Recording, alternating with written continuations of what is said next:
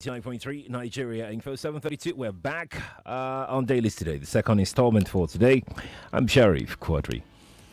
Morning, everybody. I'm Jimi Disu. My optimism crashed yesterday.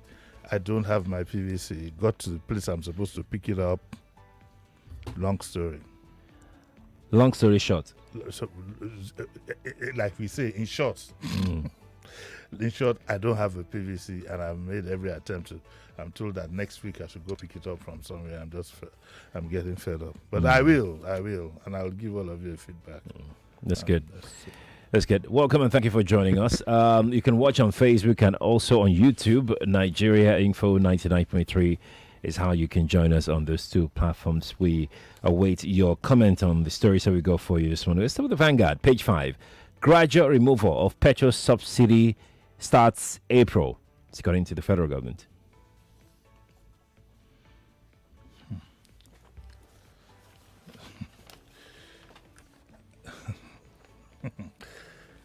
I would never, for the life of me, understand governance in Nigeria under this present regime.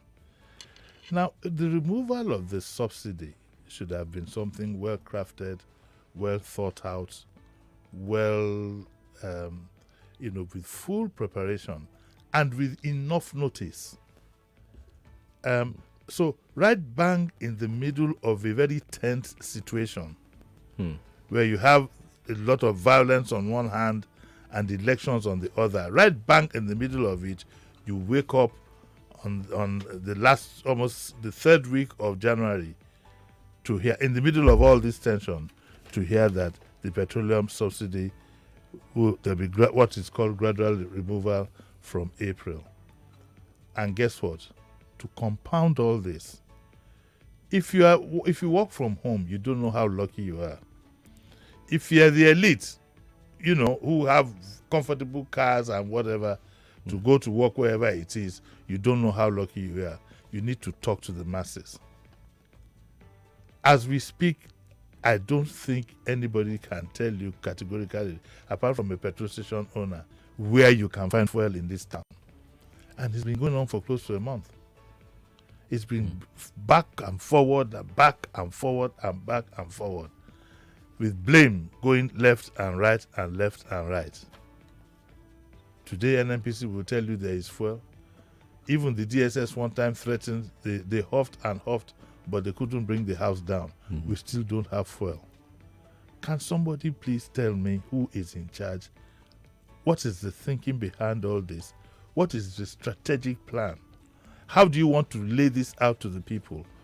How are you ready for what the reactions could be? How are you going to cushion the effects on our people? Don't forget that inflation is spiraling even before that subsidy removal. So you better get a sense. Now, to move around, there's first scarcity. Okay, there's first scarcity. The activity of the touts has multiplied. So there's a story here where transporters are now implying that the touts have the backing of the government. So who could they write a letter to? They wrote a letter to the government, and I don't know whether it was direct. When we get to that bridge, we'll cross it. But some letter went to the GM or whatever of Parks and Gardens. You know who the guy is? We're just living a farce, and I just wonder, where has governance gone? Where are our super governors, super PAMSECs? One or two super ministers in the past who would run this country effectively. This country has been run effectively once. So don't think that it's just that under this government, the sense of coordination is completely absent. But let me get down to this story and not bore you with my frustrations this morning. And it says that the federal government may, you see now, it's even there's an operative word there, may, they may not. And we don't know as of now. Begin a gradual removal from petrol subsidy from April 2023, about 3 months ahead of the initial plan to effect a complete stop to the expenditure overhead. Before we hit, it was June. Now we hear it is May. But the the incoming governments should be thanking their stars if they start in April. So because they would have walked right bang into it if it was done in June. It says that Zainab Ahmed, Mrs. Minister of Finance and National Planning, who dropped this in on Tuesday during an interview with Arise TV on the sidelines of the World Economic Forum in Davos, said the subsidy removal appears to be the position of all contestants to the leadership of the country in their political campaigns for next month's general elections. I hope the Minister of Finance knows, or the government knows, that they need to brief these presidential aspirants. You need to call them in, all of them, call them in for a 1 or 2 day session and lay out certain things so that when they are gassing, when they're saying we're going to do this, we're going to do that, they have, they have relative facts to gas with. And she says that what will be safer is for the current administration to, maybe at the beginning of the second quarter, start removing the first subsidy because it's more expedient if you remove it gradually than to wait and move it all in one big swoop. Why weren't we told this when you picked a June date? Now the question people will ask is, does this have any relation? Does this have any relation with the scarcity of fuel that we have? Because over the years, part of the fear, once we have scarcity like this, part of the fear is that, they want to increase the prices. They want you to run the black market so bad that by the time you get a price increase, you'll be more than grateful. Is that the strategy? And I leave you to read the rest in the Vanguard because it's not so pleasant to want to listen to. As a human being now, I'm completely confused. This is a time I wished I had another job. I wish I was a mass comm lecturer. You can still be. In the Nigerian Institute of Journalism to save me this analysis thing because it's going to run your head riot. This was a shocker this morning. Well, we'll see how it goes. Let's go take this story on page 8 of the Vanguard newspaper. Alleged corruption, Atiku demands apology from APC. I watched Vanika yesterday with my good friend Dapi, Dirialaki, and the others, making allegations, against Atiku, corruption and so on and so forth. And so I sat down objectively and I said to myself, whose idea was this? What is the strategy? Because this is what it is, and I'll tell you guys bluntly that you goofed big time. You know why? One, allegations of corruption against anybody in Nigeria now is neither here nor there. If you bring out all the allegations under the sun against Atiku, is just going to scratch him a little bit, because I'm not saying Atiku is corrupt, but there is that perception. But least of all, the bad part of it all is that you are setting up your own candidate for dynamite.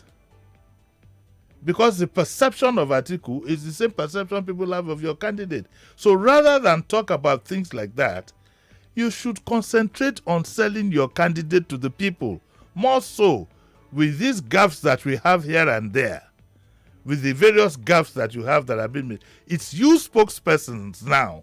You can share it amongst yourselves. You can say, okay, Dele, you handle this. After all, that's what happened at Chatham House. You what's his name now? Kayamo, you handle this and share the responsibility. This is free advice I'm giving you. I keep saying, one thing that you find is missing in all these campaigns across most of the parties is lack of professionalism and deep thinking. This idea of taking Atiku to the cleaners is going to backfire on you. I mean, you should have known that. And heaven knows what Atiku is going to come up with. So at the end of the day, what we are doing gradually is that we are going to have a situation where whichever of the candidates in all this, whichever one of them, should any one of them win, we are all going to have a seriously tainted presidency. And so they need to be extremely careful. And this is free advice. As usual, their supporters can go and whatever it is, but I'm giving you for free. Sit back and think about. And then when you are going to get a spokesperson, how can you get a spokesperson talking about corruption when the man himself is on trial? The man himself is on trial. You know, what I discover what I discover in this campaign mainly is that people are more concerned with showing loyalty to their candidate than selling the candidate himself. And that's not going to help him. I keep saying it, without fear of contradiction. Most of the spokespersons are focused more on showing loyalty to the candidate than selling him. Ask him, he got the brunt of it the other time when when what? When you had Festus, and he came, it's what it does. What this does really is that even it wears out the voter. It wears out the voter, and what you're going to end up getting if care is not taken is apathy that will affect the two of you. It's not going to be tilted, and inadvertently you're working for a third candidate the way you're going. And these two people are friends. They should meet behind the scenes and say, look, if we know one of us wants to win, let's cut out this. Because what you're accusing A of, B also is suspected to have the same problem. That's general advice to them. They can take it, or as usual, their supporters can go on a rampage and abuse as much as they like.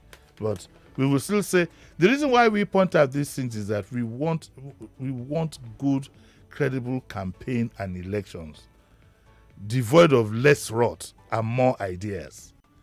I mean, in a situation where you can't even have a debate and all these things, the least we can get from spokespersons is to highlight the things that government promises to do, instead of accusing each other, the pot calling the kettle black. So Atiku now says he's demanding an apology. And now he also after he got his own share, is now turned against the Tinubu campaign. I won't bother to go into the details of that. They can sort themselves out. Nigerians are at a crossroad. I don't think they are concerned. I don't think their major concern is whether one is corrupt or the other, because the truth is, the perception of most Nigerians is that as you go there, you yourself go shop your own. That's the truth. That's the truth. Forget a few of us who keep talking anti-corruption. The bottom line is that Nigerians have tolerance for corruption. You only find them shouting the loudest when their own family or friend or they are not involved. Once their family or friend is there, they jump boat. So if you know you want to win this election, can you please come up? I'm tired of seeing every day in the papers accusations, left, and what do these things do? Both parties will be affected. Atiku talks about some, using very words that shouldn't be used. The Atiku campaign called in an artful dodger and stuff like that. But I don't think that all that is necessary. Talking about alphabet, everybody knows what's going on. I think there's some court case even that has been settled out of court. Let us have issues. You want to say something? I wanted you to speak to the topic of peace accord that politicians sign, the National Peace Committee, the committee of Abdulsalami Abubakar, what they made these political parties sign, and what we see during their campaigns like this. What is the import of that peace? Does it mean anything? It doesn't mean anything to the politicians. And I say that it doesn't mean anything to them. They are consumed with power. So it is whatever it takes. And their what do you call it? Their followers and their officials and spokespersons have followed suit. Is a peace accord needed? My point is, what is the essence of the peace accord? Are some people just trying to be relevant or to be seen to be relevant when every election cycle we come here and we sign peace accord? At the end of the day, the politicians will still be politicians. I think it's a bit of both. I think people are also genuinely worried.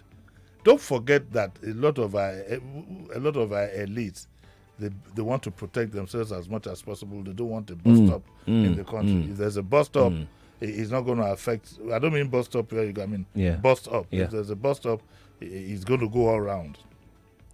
I would like to assume that there's probably a genuine attempt to see if you could calm nerves and whatever, and if people would be gentlemanly enough, But one of them didn't even sign. So what will they say? One of the majors didn't sign the peace. What will a ceremony? Maybe because it doesn't really mean anything. It doesn't mean anything to him. So what will a ceremonial signing of a paper do? Now we have seen that it's not. You see, one major problem is that even when we have laws, we don't see the will to prosecute. I think that if you go through this campaign very well, there are enough issues to call these people in and at the very least give them a first note of caution, first yellow card, second yellow card, and then pull out the red.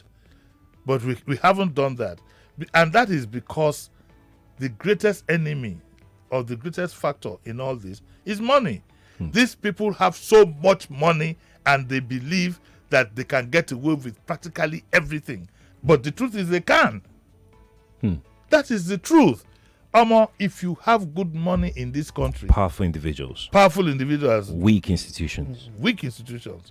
Why am I repeating what you are saying?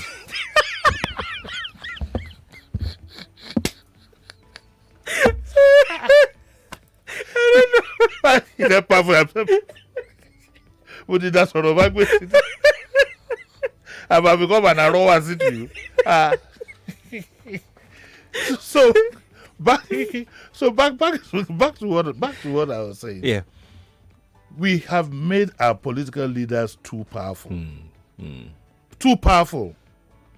And I was talking to an old friend of mine early this morning at 6:30, and we are complicit. We are complicit. And that's because the poverty has so wrecked Nigerians that anybody who can as much as show either a green buck, that is dollar, and if you, for good measure, if you add a passport and visa, you add it to it, you can get somebody to lie on the road when the trailer is coming, thinking that he has the power to stop it. I mean, that's what it is. Nigeria is under siege. And that's why deep inside me, the elections this year don't excite me. Yes, because there's nothing fresh, there's nothing new. It is power and money at stake. And what makes it the most painful thing is that 90% of the money we are talking about is our money. The Commonwealth. It's the Commonwealth. Why did I repeat what you I have said? no idea, honestly. I have no idea. Let's take one more story. We're down with two. Let's go with another one. We'll see with the Vanguard. This story reads, Oshodi Apapa gridlock. Touts extorting us have Lagos government's backing. This is according to truckers and freight forwarders. Perception is a very dangerous thing because it's very close to the truth. And I think in Lagos generally, and I stand to be corrected, the general feeling amongst the public is that, yes, these touts have government backing. That is the perception that we have. Of course, we can see mingling and so on and so forth, some government appointments that show that direction and so on and so forth. And I said it was going to come back to haunt us. Now, truckers and freight forwarders, are complaining, they're raising an alarm. And they're saying that extortion is driving the transport costs. And that is true, including passenger vehicles. In fact, the way it is now, you can hardly roll a wheelbarrow down your road. There's somebody ready to extort, and you will feel completely helpless.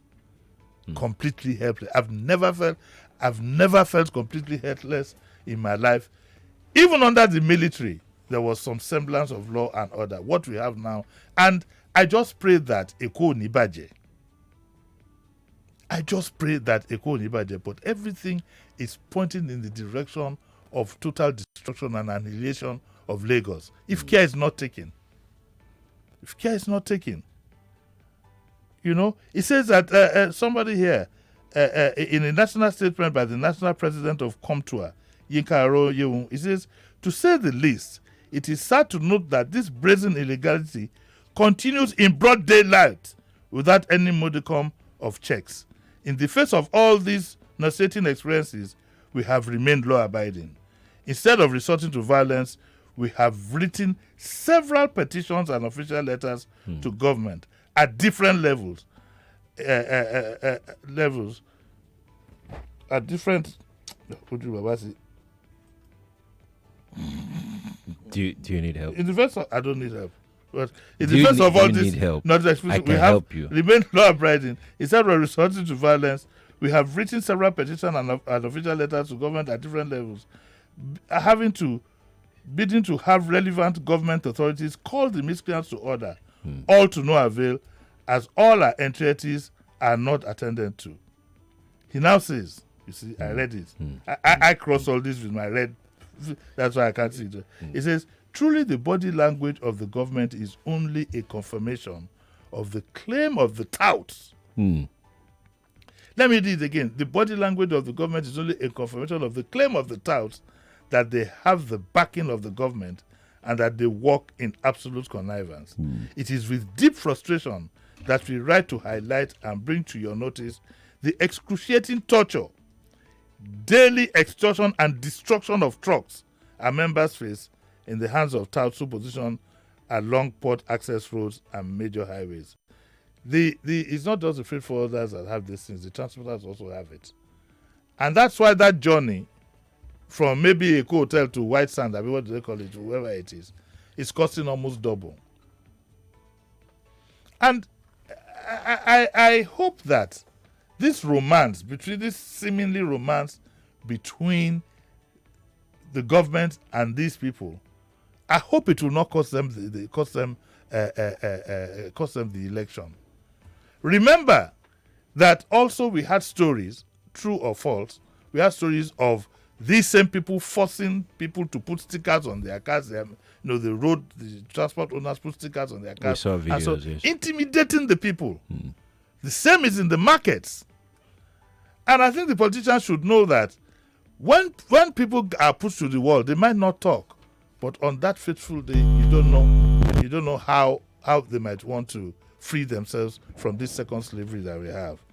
I use this opportunity to call on the government to quickly step in and try and make amends, not just because of the election, but surely you want to leave your name and your mark on the fact. Look at, we can't, the two previous governors I can never forget, we're still talking about them. By the time my children are my age, we're still talking about Jakonde, we're still talking about Marwa, we're still talking about Fashola. Sanwo-Olu has an opportunity to leave a mark in history by turning around this nonsense that's going on in Lagos. He has that challenge because he should remember that later in life he will carry the can alone. Nobody is going to be writing any story, no matter how you write the history books. Nobody is going to be talking about if anybody is influencing anybody. He would have to carry that can alone. He's spent almost 4 years in office. Has he demonstrated anything? No, in that direction? The excuse that you get, which is so nauseating, is that, by the time he gets his second term, he doesn't want to ruffle feathers. And that by the time he gets his second term, he'll be able to assert himself. And I find that kind of thinking not just nauseating, completely unpatriotic. You remember what happened to Fashola when the powers that be said he wouldn't go because of this thing. If we, the people, were the ones who stood up. So this idea of, I don't want to enforce the law. Look at every day for the past, from November or so, I've been talking about Carter Bridge, how downfalls come on reverse. As last time I checked, which was about Saturday or so, it was still happening. It's simple things like that. Somebody said, I asked her yesterday, what time did you get home? It took her 4.5 hours from Victoria Land to Isolo area. 4.5 hours. We keep talking about this. That's why I had always prayed that a strong party will come up and give the APC a run for their money. It's not about one winning over the other, but they need to be challenged because, whatever their strategy is becoming a pain to the people. It's becoming a pain. Living in Lagos is becoming a big pain. Big pain. Peter, good morning. We had lunch together yesterday. You can now see what we were talking about. You can now see this part of the problem of Lagos. He paid for the lunch, though. Nice lunch. Really? Oh, yeah, nice. Who's going to pay for mine? You are not invited now. You're not invited to leave me. We have to go. We must go now. Thank you. What's coming up at 9? 9, my brother is coming. I have my brother, Kende Bangbeton. Okay. He's a member of the... that's even good. I'll have that discussion with him before we come. He's a member of the APC publicity committee. But you will enjoy him. He's quite measured and whatever. Okay. I won't suffer the same fate you suffered. Very unlikely. No, it wasn't a suffering. It was a great session, as a matter of fact. It was an amazing session, actually. Why don't I believe you? No, but that's what it was. It was a great session. People said that you are the calmest human being on the face of the earth. Yeah. And I commend you for that. No, that's an overkill. Not on the face of the earth. But let's go. Let's go. Thank you so much for calling. Lagos will bring you the news now, yeah? After the news, we'll talk Health Thursday. We all have that one friend that always hides everything from everyone else. Like my guy, Sheung, that's got one. And I want to assume that you would run because I want to give the listeners context for the conversation. In 2019, you were running mate to Atiku Abubakar. What did you learn then that you will not repeat this time? Yes, when is the president coming out to address us? There's a few things. One, I have a burden and a passion for young people. The fact that you have elected a man does not mean then you begin to order him around. The president will do whatever is good for the country at any given time. Mr. Adeshino, isn't the president responsible to the people? What should the next president do to root out stakeholders who are complicit? You fire those. Those that need to be fired are fired. It's looking like a brand new Chelsea, attacking with so much fluidity. And what can you say about that, Martin? I know you follow Chelsea quite closely. I live close to the Chelsea training ground. That's what you mean by that. I'm not.